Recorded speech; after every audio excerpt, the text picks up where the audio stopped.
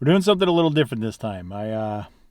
Instead of being out on the river for this trip, I had a really cool opportunity to come up to Goldendale, and we're at the evening hatch at the Steelhead Ranch here, and author Steelhead legend Trey COMBS has agreed to or is doing a book signing up here of his latest book. So just kind of came to film some stuff and meet some folks and really kind of talk with Trey a little bit, but not bug him too much. But I thought this would be a pretty cool opportunity for folks to kind of see a little behind the scenes look at this stuff. So we're gonna go ahead and do a little bit of filming. Try to stay out of the way, not bug folks too much. But yeah, I think it's gonna be pretty fun, and yeah, see what we can find. So stay tuned for some action.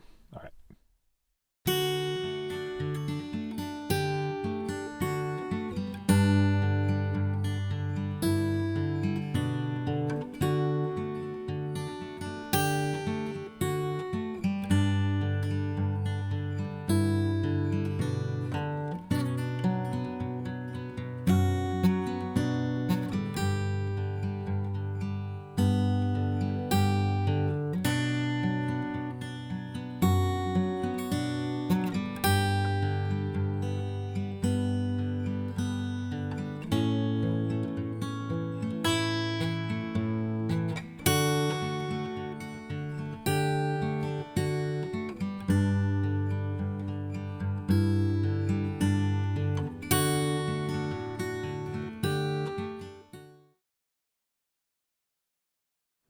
I'm Tom Puro. I'm Trey COMBS' publisher. Several years ago, I got a phone call from Trey asking if I'd be interested in looking at a book he was working on. I hadn't heard from Trey in something like 25 years. He was last seen after publishing his magnum opus Steelhead Fly Fishing in the early 90s.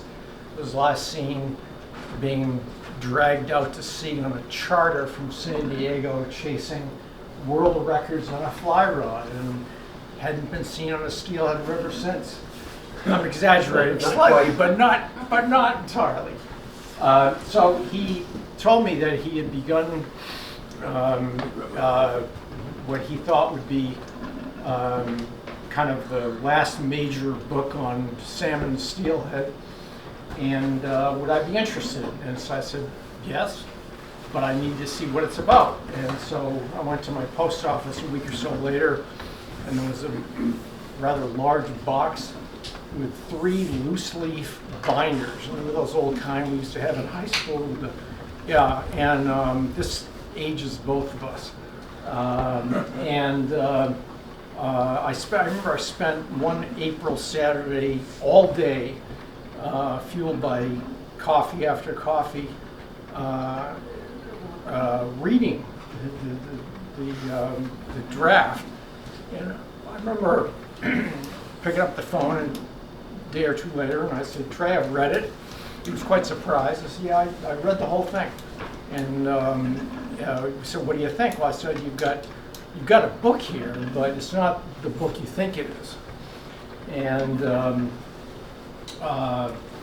in a nutshell, without dragging this on too much, kind of insider baseball, but he had begun writing some years earlier kind of an elegy to steelhead runs on the West Coast. What they had been historically and what tragically had become of them in recent years, and what was left of them. And I said, it's interesting to me, to you, and to a handful of other people up and down the West Coast, but if we want people to buy this book, we need to have a little uplifting message. And so I said, we can work some of that stuff in, but we need something to attract people's attention. So Trey, some years earlier, decades earlier, had become enamored of tube flies on trips to Scandinavia, fishing in Finland and Norway, long before most North American anglers even knew what tube flies were. And so we had quite an extensive amount of information in this draft material that he allowed me to read about tube flies, and I said that's good. There's something of substance there that the world has come around to understand the importance of tube flies all these decades later. So there's that, and then there's your long personal history from dating back from the 1960s with your knowledge of Sid Glasso and the McLeods, inventors of all these famous steelhead flies, and that needs to be in there. So anyway, I threw the loose leaf binders back in the box and drove over here just about a couple years ago to the Cottrells, Jeff and Jan, who kindly hosted us, Trey and his wild dogs, and we sat around for what, a couple of days, and went through it all. So that's kind of hot. So, you know, I that's not boring, but it's an interesting full circle here. So this book, which now is around the world, and we're just starting to see some pretty wonderful, somewhat embarrassing reviews of it. Embarrassing that people are crediting us for inventing all kinds of things that we really didn't invent. We just told the story. But it all started here on the Klickitat River. So I think it's, I personally appreciate Jack, your invitation, and your hosting this event. It's very much a family event, family of steelheaders. And that's about it. I do want to say one thing that you don't even know about this yet. Those are the covers. Those are the covers. Yeah. You remember you keep harassing them with all those emails, get more covers, get more covers.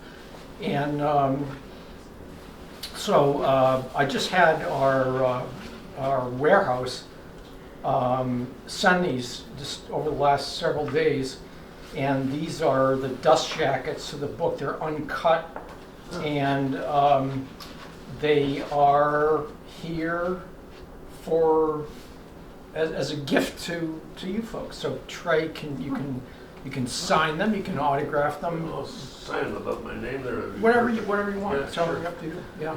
Yeah. So there you go. So regardless of whether you have a book or want to, we do have a few books for sale, by the way. I don't want to turn this into a commercial venture. We do indeed have a couple of books for sale. No, seriously, we have a few for those who've forgotten them or whatever. But regardless of that, take a free dust jacket signed by the inimitable, the irreplaceable Trey COMBS. Trey.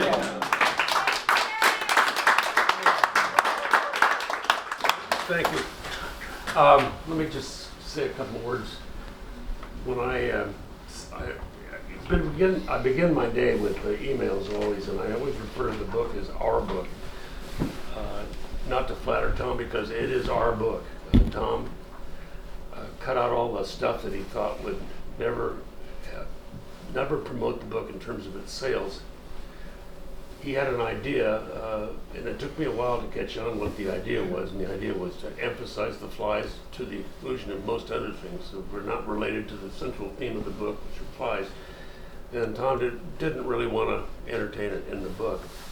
The other thing is, I'm not trying to flatter Tom, but he's the only person in the world that could have done this book the way it was done.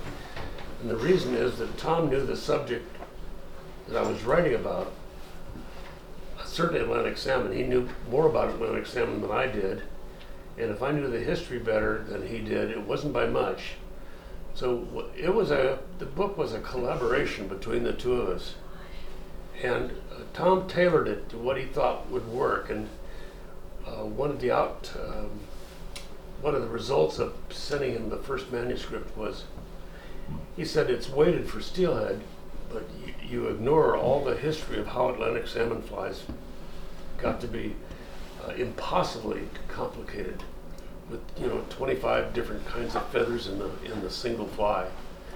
And he said, you should write something about that. Well, it took 5 or 6 months, and when I sent it to Tom, he said, this is good. So I think that was I remember that because Tom didn't send a lot of compliments to my writing. And I would tease Tom about that. I'd say, Tom, did you like that? Probably the best writing you've ever seen, is it, Tom? Tom, you there? Yeah. But his background was the only publisher in the world that had his background that could get in the trenches and flesh this book out the way he wanted it.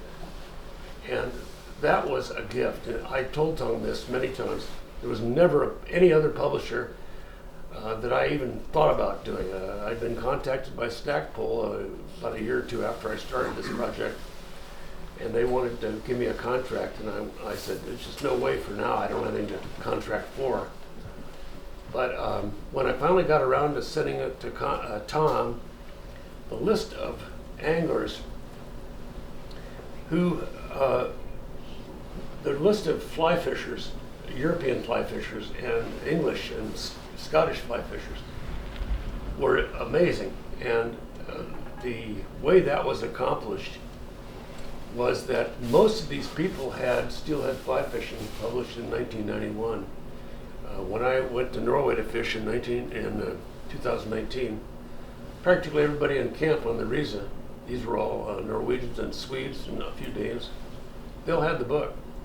So it was not magic when I talked to these people and said, I've got this new project and I want to write about these flies, and it's not just, I don't want to do a book on fly patterns, that's coming up, but I wanted to do a book that explained how these flies came about, especially the complex Atlantic salmon flies. And I was talking to Garth, I think, here a few minutes ago about those flies were actually an obsession, a stylistic obsession out of Victorian times, where they made these flies as complicated and as expensive as they could, because that was kind of that's how they rolled. Victorian, the people who were landed, they rolled in an expensive way, and this complemented their station life. So anyway, so this to me was a dream to get. When Tom got the final manuscript, as it were, he went all over the world to find the illustrations. And this would be a much different book, a much sadder book, without all the illustrations that literally commemorate every one of the topics that are coming up. And I was shocked when I first got the book. It has this tremendous wow factor that I was so thrilled to have got this project completed in the way it was done. In fact, I argued with Tom. Tom wanted to put the Jock Scott on the cover. I went, Tom, let's do a book about where the cover where we have a little bit of part of a salmon here, a part of a steelhead there, and a fly here. And he says, no, trust me, you'll like this cover. And when I finally saw the cover, I was blown away. It's like iconic. No one who sees this book will ever forget what it looks like because of the Jock Scott in the cover. And it was a mother of a fly tire profiled in the book who photographed that fly for Tom. So that was like that's what he was doing.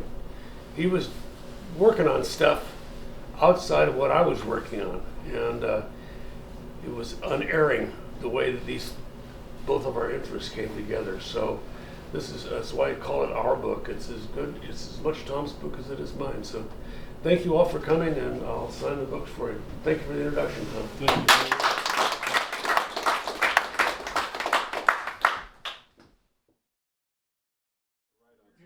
A real Sharpie for these. Yeah, this has got a blunt tip. This will just smudge. Okay. Huge big. Let me see if I can find.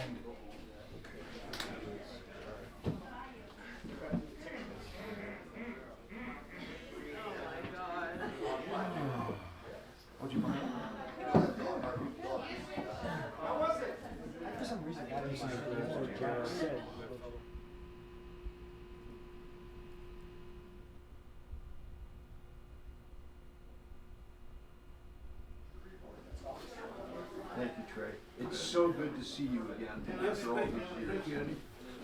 Yeah, I set in So pretty. as a mount because You could. that's the only cover I've ever seen that's that elegant. We're gonna pay the freight.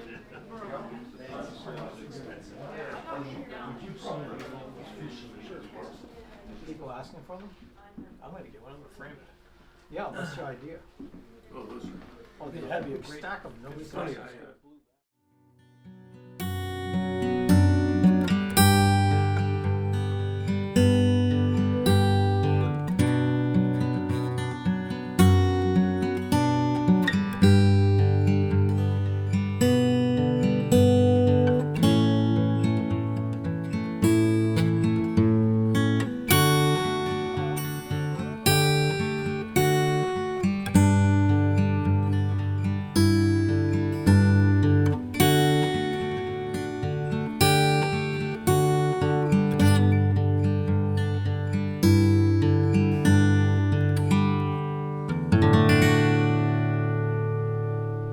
This is kind of what makes community anyways.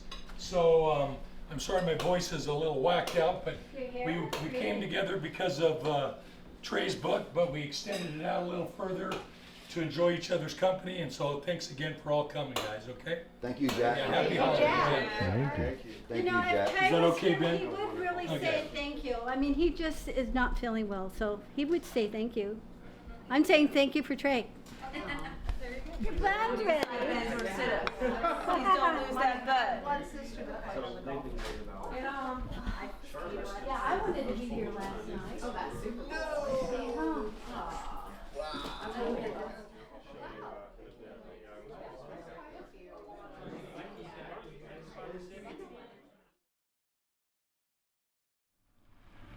Well, the evening's wrapping up. I'm back in the camper. I'm sleeping out in here for the night, and yeah, what a great evening. What a really cool thing to be a part of.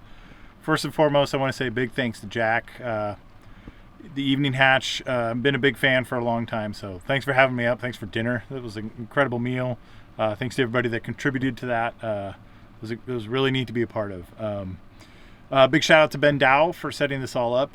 Thank you for that. Thanks for the invite. This was great. I can't wait to be a part of more of these things. And yeah, big shout out to Trey too. I don't know if you ever see this, Trey, but if you do, hope you know that you've inspired a lot of people, and not only probably from your educator years, but from writing books and stuff like that. So, and to everybody, I'll put links to everything below for Evening Hatch, for the book, and all that kind of stuff. So if you're interested in any of that stuff, check out below, and I'll have all the links to that. But yeah, I think that's gonna wrap this one up. I'm gonna try to get to bed here pretty early and get out on the river. Maybe do some swinging for some steelhead if everything's shaped up nicely, but we'll see. That might be a separate episode, but if not, yeah, it's gonna be it for me. So we'll see you again next time. Thanks for coming along for the journey. Cheers.